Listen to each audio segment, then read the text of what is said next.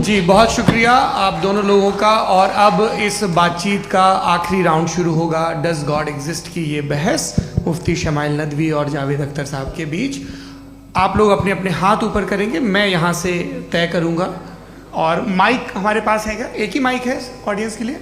2 mic है, एक इस तरफ एक इस तरफ, ठीक है। तो जी सबसे पहले हमारी सहयोगी हैं मारिया शकील जी, पूछिए सवाल।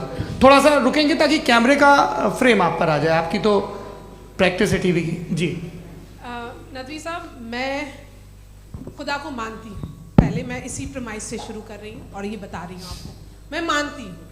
लेकिन कुछ सवाल हैं जो जावेद साहब ने उठाया, उसका जवाब आपको देना चाहिए।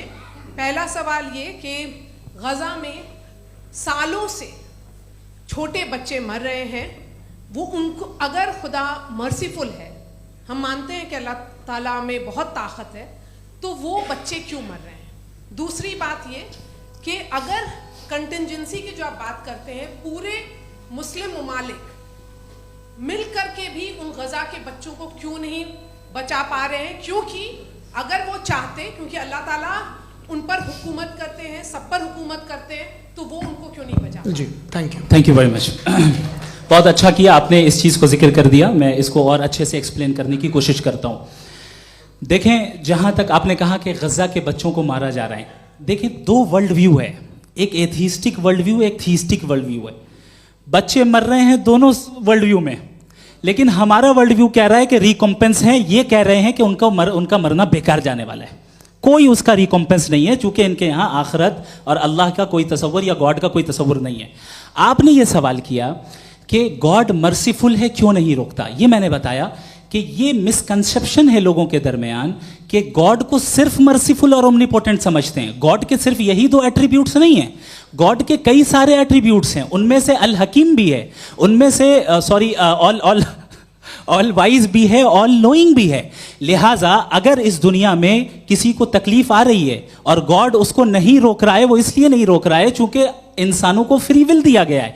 ठीक इसी तरीके से अगर एक डॉक्टर किसी छोटे बच्चे को इंजेक्शन लगा रहा है, उसे तकलीफ पहुंच रही है, उसके लिमिटेड पर्सपेक्टिव के एतबार से यह गलत हो रहा है और डॉक्टर बुरा है। लेकिन जब आप ब्रॉडर पिक्चर को देखेंगी, आपके और हमारे पास सिर्फ एक पिक्सल है, हमें इतना नजर आ रहा है कि गज़ा में कत्ल हो रहा है, लेकिन इसके पीछे कितना रिकॉम्पेंस उनको मिलने वाला है, पूरा पिक्चर गॉड के पास है। तो एक पिक्सल से आप पूरे पिक्चर को कभी भी जज नहीं कर सकती। आप इसमें कुछ जोड़ना चाहेंगे? आपको कुछ बोलना है इसमें? भैया आपने बहुत अच्छा जस्टिफिकेशन दिया, या आप वो जो वहाँ के प्राइम मिनिस्टर इजराइल के उन्हें भेजिए, वो बहुत खुश होंगे। आप जस्टिफिकेशन दे देना कि अगर गॉड नहीं है तो बच्चे क्यों मर रहे हैं, आप बताएं। वो ये सवाल पूछ रहे हैं कि अगर आप ईश्वर का अस्तित्व नहीं मानते हैं तो उन बच्चों की मौत को आप कैसे इंटरप्रेट करते हैं? भाई ये दुनिया जो है, जो ताकतवर लोग होते हैं वो एक नाइंसाफी करते हैं। तो ये अच्छा काम है आपके नजदीक, तो नेचर नाइंसाफी पे मबनी है। अरे मेरे भाई, आप नेचर की कहाँ बात कर रहे हैं, तो इंसान की बात। तो फिर जब मैं इंसान की बात कर रहा था, आप नेचर की बात करने लग गए। क्रॉस एग्जामिनेशन नहीं, हाँ अब आप मुझे बोलने नहीं देंगे तो अलग बात है, आप बोलिए, मुझे कोई जल्दी नहीं। जी नहीं, ये क्रॉस एग्जामिनेशन मुझे बोल तो लेने दीजिए। जी बोलिए। क्या बात ये है कि ह्यूमन सोसाइटी तभी साथ में रह सकती है जब वो मोहब्बत से, एकता से, एक दूसरे के एहतराम करके रहे। इसके अलावा पॉसिबल नहीं है, अकेले तो इंसान रह नहीं सकता। वहाँ पर कुछ लोग हैं जो फाउल करते हैं, वो फाउल हमेशा से तारीख में होता आया है। आज ये हो रहा है, जो हो रहा है बहुत बुरा हो रहा है, बहुत जालिमाना है, बहुत जाबराना है।